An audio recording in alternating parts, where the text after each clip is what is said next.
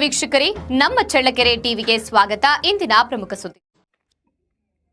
ಚಳ್ಳಕೆರೆ ತಾಲೂಕು ಕಾನೂನು ಸೇವೆಗಳ ಪ್ರಾಧಿಕಾರ, ಚಳ್ಳಕೆರೆ ವಕೀಲರ ಸಂಘ, ತಾಲೂಕು ಆಡಳಿತ, ಶಿಕ್ಷಣ ಇಲಾಖೆ, ಕಾರ್ಮಿಕ ಇಲಾಖೆ ಹಾಗೂ ಪೊಲೀಸ್ ಇಲಾಖೆಯ ಸಂಯುಕ್ತಾಶ್ರಯದಲ್ಲಿ ನಗರದ ಸೋಮಗುದ್ದು ರಸ್ತೆಯಲ್ಲಿ ಇರುವ ಸರ್ಕಾರಿ ಪದವಿ ಪೂರ್ವ ಕಾಲೇಜಿನಲ್ಲಿ ಜೀತ ಪದ್ಧತಿ ನಿರ್ಮೂಲನಾ ದಿನಾಚರಣೆ ಅಂಗವಾಗಿ ಕಾನೂನು ಅರಿವು ಹಾಗೂ ನೆರವು ಕಾರ್ಯಕ್ರಮವನ್ನು ಹಮ್ಮಿಕೊಳ್ಳಲಾಗಿತ್ತು.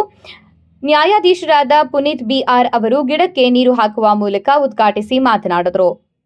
ಇದೇ ಸಂದರ್ಭದಲ್ಲಿ ವಕೀಲರ ಸಂಘದ ಉಪಾಧ್ಯಕ್ಷೆ ಬಿಟಿ ಶ್ಯಾಮಲಾ ಮಾತನಾಡಿದರು. ಈ ಸಂದರ್ಭದಲ್ಲಿ ತಹಶೀಲ್ದಾರ್ ರೆಹನ್ ಪಾಷಾ, ವಕೀಲರ ಸಂಘದ ತಾಲೂಕು ಅಧ್ಯಕ್ಷ Ashwath Naik, BEO KS Suresh, PSI Eresh, ಕಾರ್ಮಿಕ ನಿರೀಕ್ಷಕಿ ಕುಸುಮ, ವಕೀಲರ ಸಂಘದ ಖಜಾಂಚಿ ಕುಮಾರಿ ಬಸವರಾಜೇಶ್ವರಿ ಉಪಸ್ಥಿತರಿದ್ದರು. ಉಪನ್ಯಾಸಕರಾದ ಶಾಂತಕುಮಾರಿ, ಶ್ರೀನಿವಾಸ್ ಸೇರಿದಂತೆ ಅನೇಕರು ಕಾರ್ಯಕ್ರಮದಲ್ಲಿ ಭಾಗವಹಿಸಿದರು.